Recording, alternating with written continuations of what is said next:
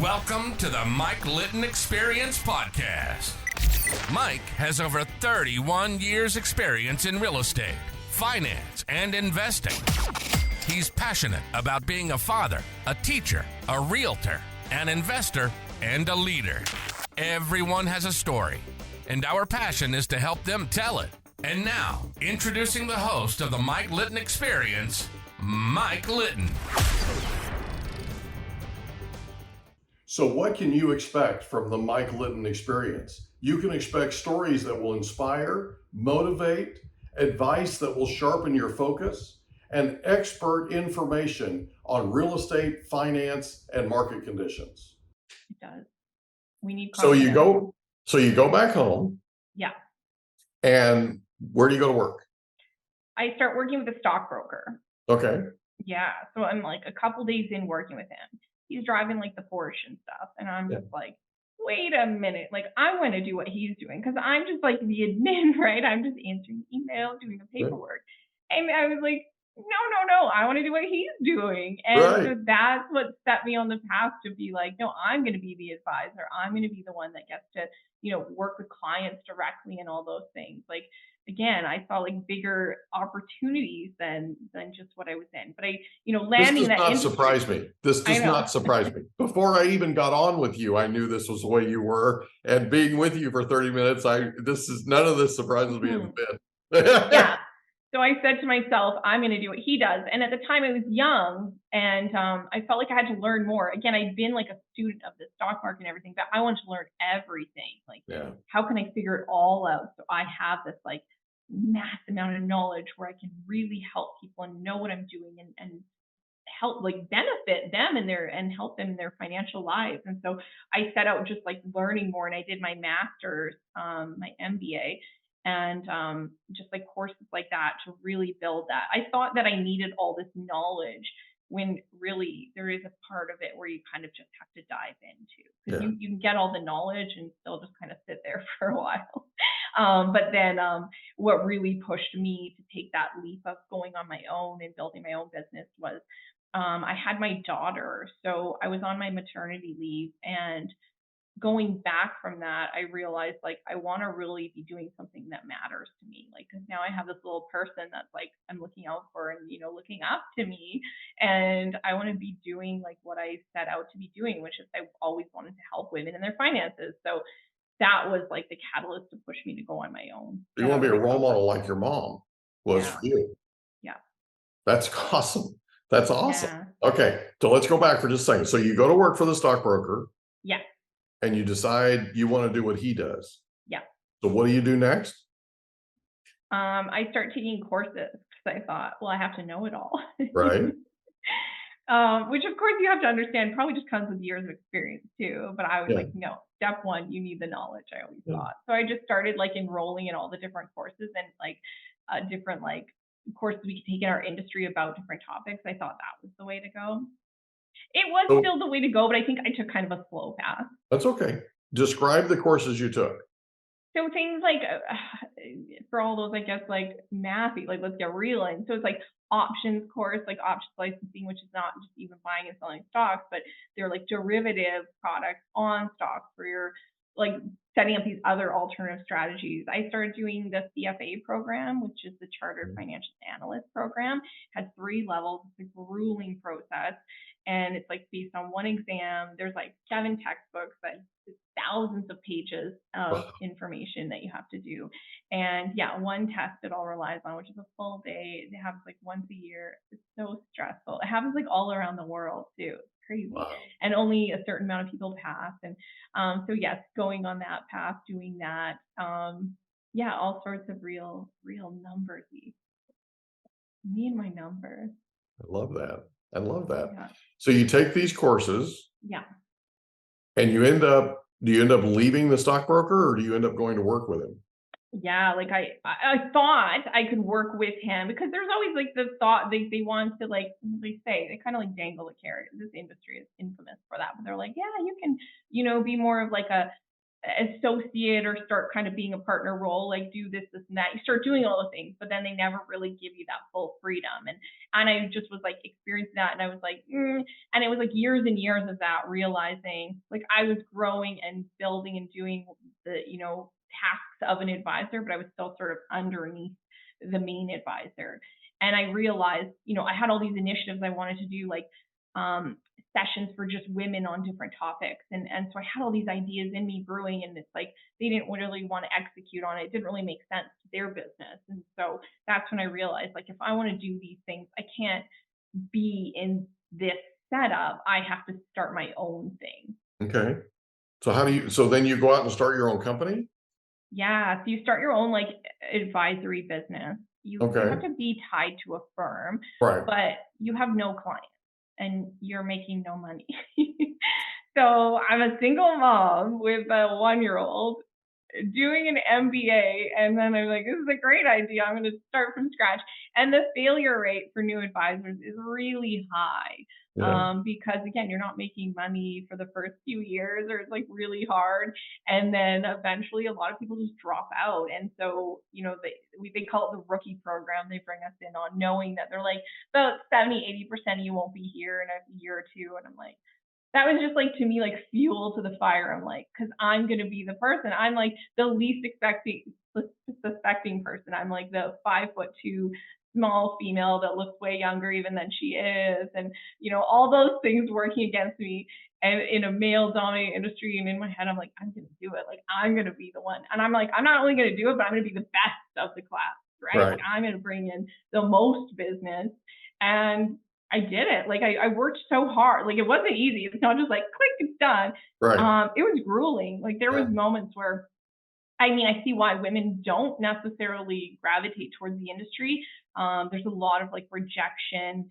It can feel, yeah, very lonely. You're kind of like a lone wolf, just like having to build a business by yourself, and in an industry that has somewhat given itself a bad name. So you're this advisor, help manage people's money, and people have a lot of horror stories of like, something that happened to their parents or something they hear from a bad advisor not doing a great job. So it doesn't feel like the most loved profession either. And I'm like, I just want to help people with their money. Like I thought it Yeah. was great, but most people, you're at a networking event, you're like, I'm a financial advisor, and they're like, ooh, they like turn away. It's just like Wow.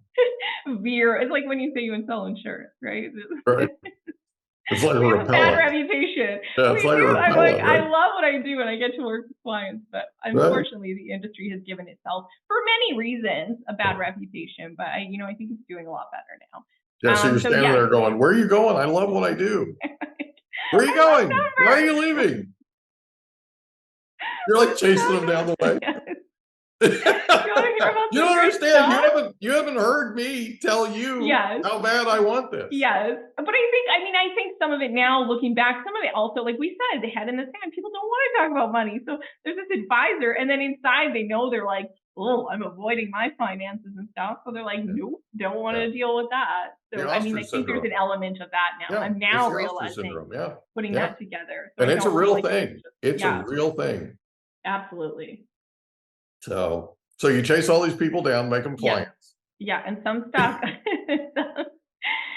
I was very like I was like going back to it, they present it as a very sales role. They put you through all this training. It's very salesy, and again taught by these people where it's like, and it felt very icky to me. Like it was Yeah. like you have your pipeline and this and that, and I was like, whoa. And only like years later, I learned a lot more. I started working with a life coach and learning about like feminine energy, masculine energy, and being in our feminine energy, that stuff doesn't feel well. And Yeah. and that's why when women think like sales roles, it gets like that, oh, like, because, and it's, and we have to change how we present it, because you're like, no, it's relationship building in most of these actual jobs. Like, and women are actually really good at building relationships. Yeah. And that does go to our feminine energy of being, asking questions and empathetic and things like that. So yeah, so it felt really icky and it felt wrong. And it's nothing like I was doing the things and getting the business, and And I started, but what really clicked was when I started to really lean into that whole mission of supporting women. Because again, at first, then too, you're trying to be everything to anyone because Yeah. you're not making, like, you're starting a business from scratch. You're like, I Yeah. need clients. You're just I trying to can't. grab what you can grab, right? Yeah. So, but then when I really stopped and said, no, why am I doing this? Like, go back to my why. I want to support women. I want to help women. I want women to feel like as excited about math and numbers as me. I'm like, there has to be a way. So then I started doing like in-person lunch and learn sessions for just women on different financial topics. So I think my very first one was called like Investing 101. And I invited all the women that were like, I was kind of like, well, what's going to bring women on lunch hour to this session? Obviously, they're going to have to be nearby. So I started calling all the companies in our building and like surrounding buildings saying, hey, I'm doing a session for women about investing, and would you be willing to share this with women at your office? And they did. And then it was like, day comes, I order all this like sandwiches and stuff, and I'm waiting, and it's like a couple minutes too, and no one's there. I'm like inside, like, oh no, this is not turning out well. But then all of a sudden, when it clicks like noon, the elevators open and like swarms of women come out. So they're very good about being on time. I love Like that. they can't come too early. So yeah, it filled up the room, and it did so well. And I felt like I don't even remember the experience because I was just so excited and realizing like, hey, there are women interested in this stuff. Like, wow, like this is what I was looking for, and it's out there. So let me ask you this, because really there's a market for this, right? And it's a tremendous market. Yeah. So when you did your first lunch and learn, and this Yeah. is for people that are thinking about doing this for a living too, right? Yeah. You did your first lunch and learn. How many women showed up? Like, how many did you have? Probably like 30 or more. Yeah. Okay, because you know what I'm talking about, right? You hear the horror stories from people that start things and like 2 people show up or Yeah. shows up, and Yeah. they have to do like 7 or 8 of them before Yeah, to get show up, people. right? No, it was my very first one, and then I just kept doing them once per month, and it was standing room only in the boardroom. Like that was You know the why? eventual. Do you know why that happened? No. You're Well, magnetic. women are interested, and I was You're consistent. magnetic. Thank you. You're magnetic. There's a whole bunch of people that if they spend any time with you at all, they'll walk through fire. I'm serious. That's amazing because it's funny to me hearing that because I am quite an introvert myself. Growing up, everyone said, how shy that me and my sister were, and I'm like, now I'm presenting to these boardrooms, and I didn't like rehearse or anything. I hadn't done a lot of public speaking, but I'm like, to me, all I said in my head was, I'm like, no one likes public speaking. Right. Some people like think of like it's like their biggest fear. So if I can just go out there and do it, like I'm steps ahead. Yeah. And so I always just, yeah, it It's was like fear that more pep than talk. death. Yes, and I'm like, oh, come on. Yeah. Right. And one of the things we talked about yesterday, we had one of the top motivational speakers in the world on as our guest. And one of the things we talked about was you have to get to a point when you're talking to a group of people, you have to get to a point to where you care more about them than you do about yourself. Yes, because then it doesn't matter what you do. That's the real distinction, because it doesn't matter. All kinds of what can break loose, right, while you're doing this, and you can say the wrong thing, and you can look the wrong way, and you can all those things. But if you care, see, the thing that's magnetic about you is you're on a mission. Yeah. Okay. And your passion is pure. Your drive is pure. So what you're working toward is something that people gravitate to because they want to hear what it is that drives you, right? It's why getting your life story on tape is so important to me, because I read your bio, I read all about you. I read about your books. Can't wait to read your books, by the way. I'm looking at this going, I need to know where this comes from. I need to know how this fire got started. Yeah. Right? Because you have a legitimate fire in you. And almost like when you got cold, you put your feet up on the furnace. Yeah. There are people putting their feet up on your furnace, right? And they're like, we want to be warm too, right? We want to learn what she knows, and we want to know why she's so passionate. So one of the things that I would suggest to you, if you're not doing this when you speak, is tell people how you came about this. Like, tell people why you have the spark that you have and the fire that you have. You with me? Yeah. Yeah, Because absolutely. because they want to know. They Yeah. desperately want to know. They want to know who in the world lit this fire, right? And how hot does this burn? You Yeah. with me? So, Absolutely. Yeah. When new okay, advisors come to me for like ideas and suggestions or like, you did, what was the secret? I say to them, like, go back to your why always. Because you're going to have days that are like, whoa, awful and like feel like full of rejection or this and that. But when you just remember why you're doing something, it doesn't matter as much. Like it's just like, no, this is why I'm doing it. And yeah, then you go back to like that inner guidance. Like the same with the book. You put a book out, and a lot of like getting book sales has to do with just marketing, and it's kind of a game of popularity and things like that. And that's really hard because oftentimes you're just like, the book is really good. Like, why do I have to keep promoting it? But no one knows about it. But again, it can be very like, then if you see like the numbers, you're not selling as much as you wanted, you go back to the why. And again, for me, it was like I wrote this book because I could reach a woman that is outside of that circle that can't come to the lunch and learn, but here's everything packaged up in a book. So if I've done that just to one woman, like impacted one woman's life, then that was my why. And yeah, so it's like mission accomplished. Like I yeah. did what I set out to do. Yeah, and people that are considering reading your book, that are considering buying your book, right? Yeah. They want to know where you come from. They want Yeah. to know, just like Lunch and Learns, right? They want to know what makes you tick. Yeah. Why do you burn so hot, right? Why is your mission what it is? And that's a big thing for people, because once they understand that part, then they know that they're going to be reading something that's instructional, but it's also part of your mission. Yes, it's also fun. Exactly. Like it's like my book, when I get reviews and they say it's approachable, it's fun, there's humor. I'm like, yes, like I love being funny. And if I can somehow make money, like have a funny element to it, I'm like, oh, how did I like that was the goal. I said when I was writing, I'm like, I want to make a book about money, but also have some humor and funniness in it. And people are like, that doesn't seem right. Like money's kind of a serious topic. And I'm like, no, but like just lighten it up because it is Yeah, a very heavy topic. And how can we lighten it up so it does feel like you're just having a conversation with your girlfriend about right, something, right? right. Like it's easy, it flows, and I want money to be like that. Yeah. Yeah, so it's not so intimidating, Yeah, right? If you inject some humor, people relax a little bit, yeah, okay? And when they're relaxed, they learn better. yeah, That's the deal. yeah, That's the absolutely. magic of you, and it's the magic of what you do when you write books. So, you have 2 books out, Correct. right? And we're gonna put a link to your books on the description for the podcast. What are you working on currently and for the future? I'm working on kind of thinking of that because my two books came out just in 2023, so it's Right, still quite fresh.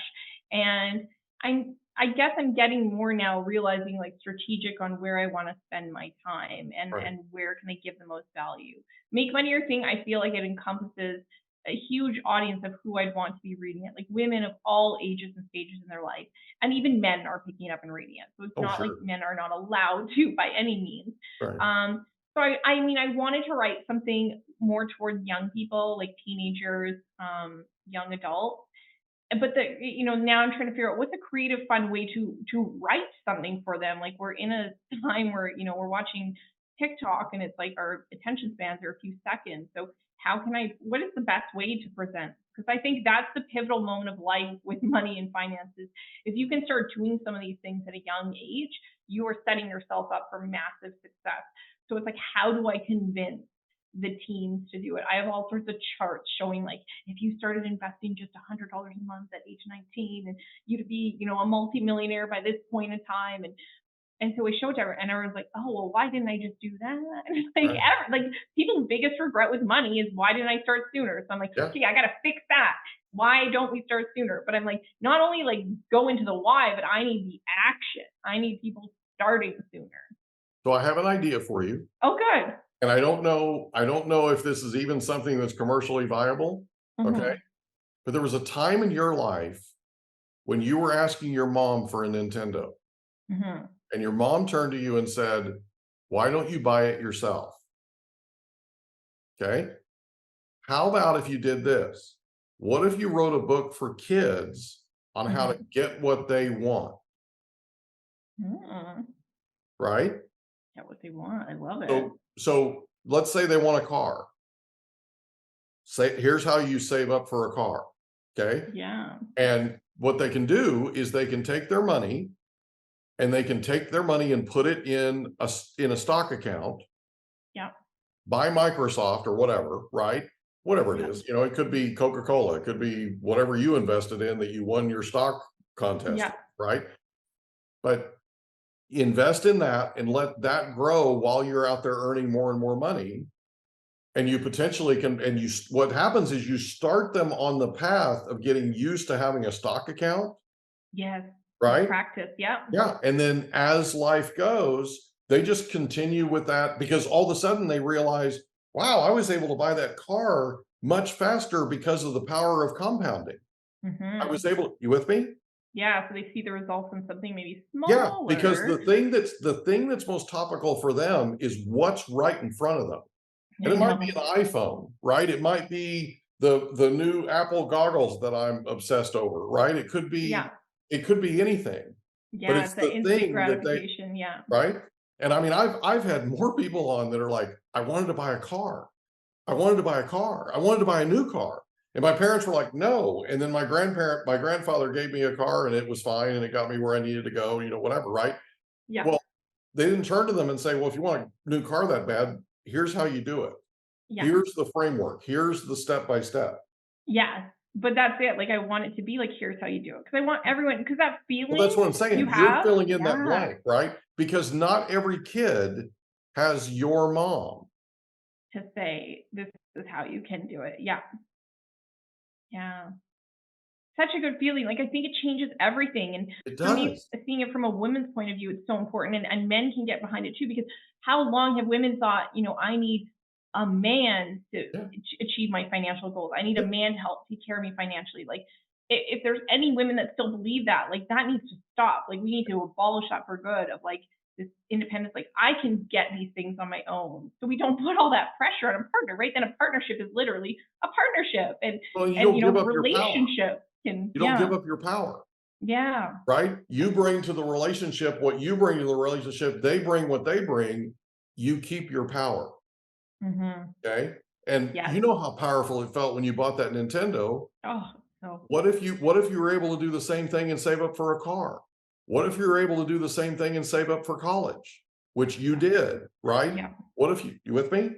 Yeah. So that I think is unbelievably important, and it's important to catch them when they're young and they're thinking about because if you look at some of the most successful people in the world, and I'm talking billionaires, okay, they had paper routes, but they had paper routes because they had all this energy and their family didn't have any money and they Mhm. wanted money. And so their family was like, then go get a paper route, go do this, go do Yeah. that. And they did, and they started making money and then they built it up. I interviewed a guy the other day that was a millionaire by the time he was 18 years old. Crazy. That's He was a amazing. millionaire. And he was a millionaire because he started parking cars when he was like 15 years old. He didn't even have a driver's license. Apparently, you don't need a driver's license to park cars. He started parking cars when he was 15 years old, and he figured out that all these restaurants in his city didn't have valet services. So he went to Yeah. him and said, what if we did a valet service? Would you be okay with it? It wouldn't cost you anything, but it would give your clients this advantage. Yeah. They did that, millionaire by the time he was 18 years old. Amazing. Yeah. Yeah, it's So crazy. that's And it's just like these ideas, but you're right, like, and the possibilities. And I think sometimes it's when we're young where it's like more, we're letting that in, right? We get older and it's like life is happening to us and money's happening to us. It's like, I can't afford to do that. I wish I yeah, could, da, da, da. And it's like, because we've been so told no 7 million times, yeah, that we've just decided that that's right? the reality and we And forget you're about the battling for the possibilities. positivity in the world, right? Yeah. Yeah. I I love it. cannot, I cannot thank you enough for being our guest on the Mike Litton Experience. This has been the fastest hour I've ever lived in my life, and I'm so incredibly proud of you. And I'm so excited to see what happens next. When you have your next book ready, will you come back on? Of course, you help me flesh out the idea, so you're partly to thank for it. So I'm absolutely. always And here thank for you you. so much for having me. I'm always here for you. So if you ever need anything, reach out. You've got my contact information, okay? Amazing. Thank you. Thank I you, really everyone, for appreciate it. listening I'm so in. proud of you. Thank you. Thanks for being here. Thank you, everyone. We hope you enjoyed another episode of the Mike Litton Experience. If you did, do us a favor, smash that subscribe button, tell your friends, family, and coworkers about our program, and wherever you get your podcasts, please leave us a rating. It helps us to connect with quality people just like you. And that's a wrap. Another episode of the Mike Litton Experience in the books. Reach out to Mike on Instagram at Litton Realty. Want to meet with Mike? Check out calendly.com/Rio760.